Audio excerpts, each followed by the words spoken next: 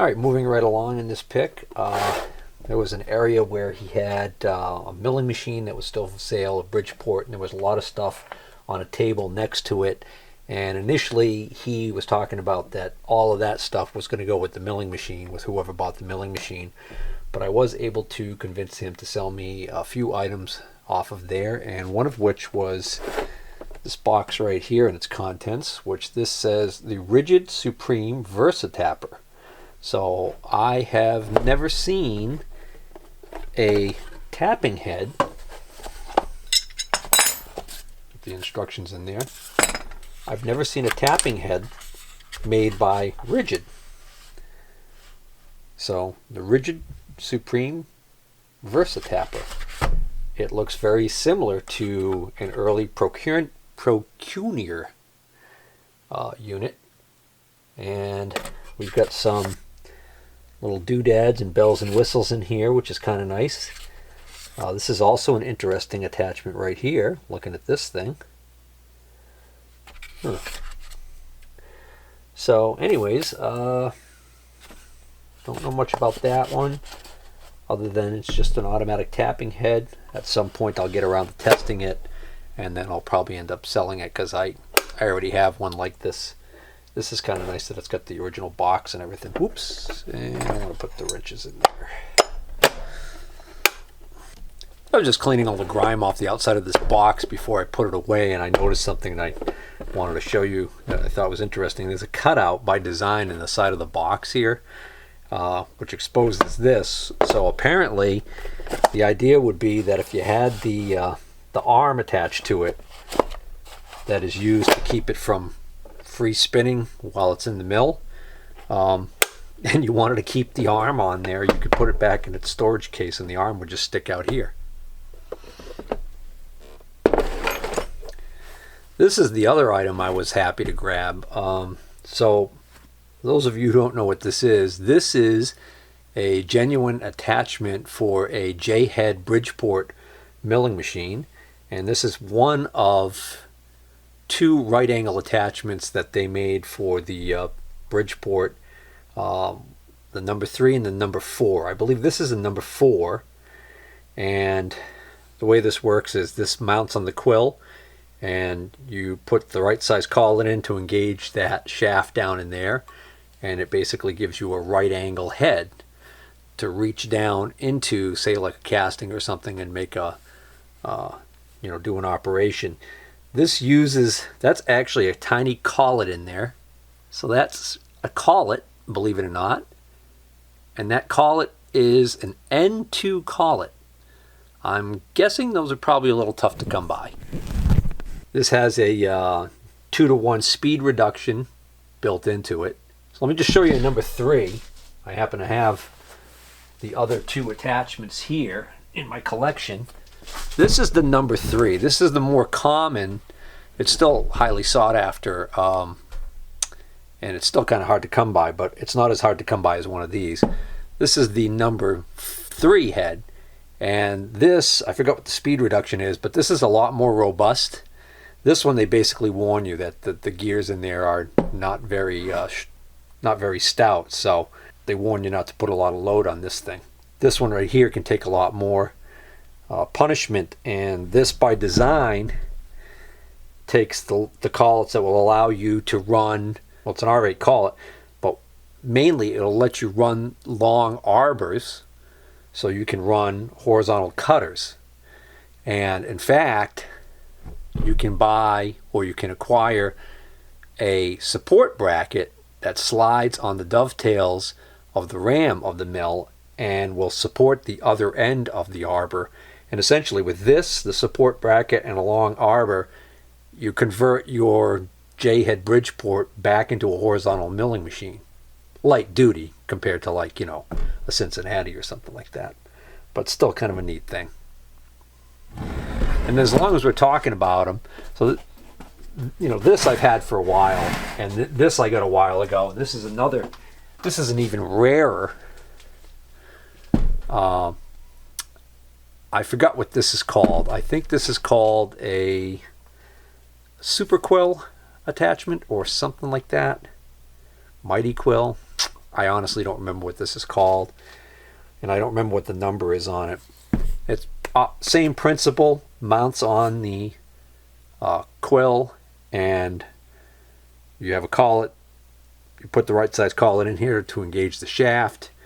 But what this does is, unlike this that just gives you a right angle, this actually has the ability to swivel and give you much more ability to basically reach down and around the corner if you wanted to. So this thing's really kind of wild. Again, you have to be wary of the fact that the gears in here aren't very stout. This is exactly what this unit looked like when I got it. You'll notice this ring looks completely wrong.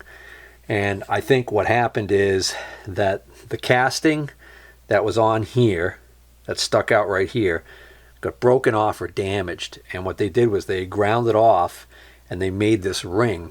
And all this ring is just to clamp it. So, in other words, should have something like this on there. But you see how these bosses aren't very huge. So if one of them got broken or damaged, the kind of clever repair that somebody came up with was to do this.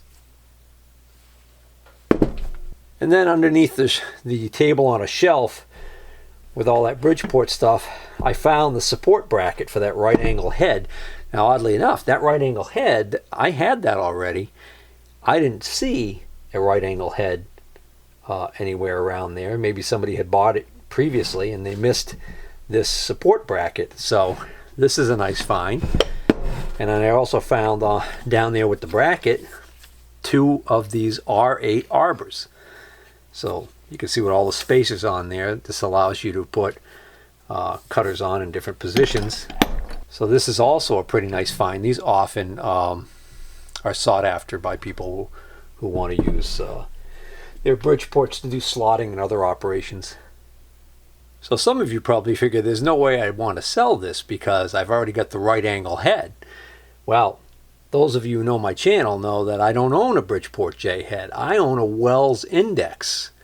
And one of the things I've always said about my Wells Index machine is that it's beefier than a Bridgeport J head. The widest point on the dovetails on this, where the dovetails slide in, is 5¼ inches. This dimension on my Wells Index machine is 7½ inches. So it's like out to here. The ram is much sturdier on my Wells Index. It's massive compared to a J head. So I'm probably going to end up selling the support, the arbors, and more than likely I'm going to sell that right angle head, because unless the person already has a right angle head, it's better to just keep this all together. I've never used that right angle head. Of course, I know as soon as I sell it, I'm going to wish I had it, because you can use the head without the arbor support, as long as you're using shorter arbors. When I first spotted this item there on the table, I got a little bit excited because it says V-Block Large. It does have the old Ral Mike's Tool-O-Rama label on it, and it says it's a catalog number 137-3. Well, if only this was a 137-3, because a 137-3 was a precision spin grinding fixture, like a Herrig spin fixture. So it was actually a really nice thing that was back in the 1990s. Ral Mike's was selling it in their catalog for like $1,500. But instead what's in here is exactly what the box says. One big V-block. And it looks like maybe it's I'm not sure. It says Gen Tool, but that's just been stamped. That's just been stamped into it, so that doesn't tell me anything. I don't know. An interesting base to it. What is the deal with that? Look at the grooves in this thing. On the bottom. The shape of the grooves. This really looks like it was a specialty V-block for sitting on something. Well, now that's interesting. That these two clamps do not appear like they could be used in any way, shape, or form with this. This clearly was a block that was designed to have a strap style that with 2 bolts that holds it down. Looks to me like these were regular V-block clamps that somebody drilled holes and then drilled and tapped a couple little blocks to add on here. Well, there's even 2 original keys to this case still in there, which is kind of nice. I'll tell you, this might be a good eBay item. Maybe somebody has one of these fixtures and would like to have an original box for it. Might as well separate them now, since even if I take these auxiliary blocks off of these clamps, they're still not wide enough for this block, this weird block. If anybody knows what this block may have been used for, feel free to comment. I forget about these little items right here. This is a 4-way tool post. I could just make out the badly worn label that this is an Enco 2.5S. And then there was this box of miscellaneous wedges, Morse wedges. These are all, for the most part, these look like they're all good old Americans. Like that's a Cleveland, that's a Cleveland. Some decent ones in there. This is a, it says here on the top, Service and Sales and Parts, Rice Machinery Incorporated, Reynolds of Baker Street, Machine Tools for Industry, of Cranston, Rhode Island. So this, that would have been the distributor. But what's in this case is this thing, this Speedline Industries Incorporated of Mount Clemens, Michigan. So this is a Speedline high-speed grinding attachment. This is actually supposed to go on the quill of a surface grinder. And then one of the parts that's missing is there's a large pulley that has a hub on it, like a grinding wheel hub, so that you could take your grinding wheel off of your surface grinder and put this pulley on. I venture to guess that whatever shop this came out of, that missing pulley is probably still mounted on, was probably still mounted on that machine. Maybe that machine got scrapped or sold and somebody didn't realize this attachment was there. You know, if it was complete and everything, they're actually pretty valuable still on eBay. So it'll be interesting to see what this one ends up bringing. I'm going to sell it as is for parts because, again, this does not feel good at all in here. I don't see a place to oil this either. That's the story on that. So that brings this long pick to a close. And oh, I almost forgot about this item. This is a Radius grinding wheel dresser. I've got a couple of these now. This one is made in Japan, so it may very well be a Yuasa. I don't remember if this is marked or not. If you've never seen one of these before, this is a diamond that you put in here for dressing your grinding wheel. But what's unique about what this can do is that you unlock this lock and you can make this sweep back and forth like this. Okay, so what that allows you to do is that allows you to dress a grinding wheel and give it a radius. And then you can use that grinding wheel to grind radiuses. So in addition to being able to sweep back and forth like this, the other thing that's interesting about this is you'll notice that this is riding on this dovetail, and then also this whole face is riding on another dovetail here. So this can be moved into a rough position just by loosening this locking screw and sliding this up and down. But then on the back here, we've got this other knob, and it's locked, but if we pull back on the knob, we can then turn, and you can see that whole thing is moving up and back and forth, right? So it's really kind of ingenious. I think Brown & Sharpe may be the inventor of this style, because I have seen these badged Brown & Sharpe. And then all of the other ones I've seen, they've all been import names. I've seen them as Phase 2. I think Suburban Tool might be making one of these now. trying to think of some of the other companies. Of course, UASA. But if you do a lot of precision grinding, it's a handy tool to have. These are also in the case with it, but I don't think that they belong in there. They look like cylindrical gauges. This has got a ground surface, and it's got this little recessed area right here. Looks like it's made just for sitting on a very flat surface, and then I'm going to guess that this is a precision ground cylinder here that is 90 degrees to that plane. Of course, without testing it, it's just a guess. And maybe this is another attempt at making the same thing, although I don't know why this step is in here. But I mean, I can't think of one place where that would actually work on here in any way, so I don't think they belong to that. I almost forgot about this box because it's full of stuff that makes it pretty heavy, and I kind of moved it off to this corner of the shop, and this was included.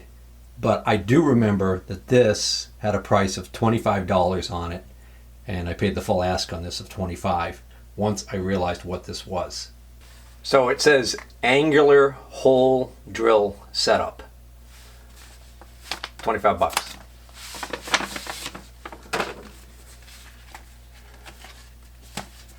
And what this actually is this is a Watts Brothers Toolworks full floating chucks and drills.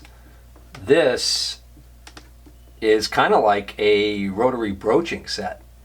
So this is for drilling square, hexagon, and octagon holes, depending on how many of the proper cutters and everything you have.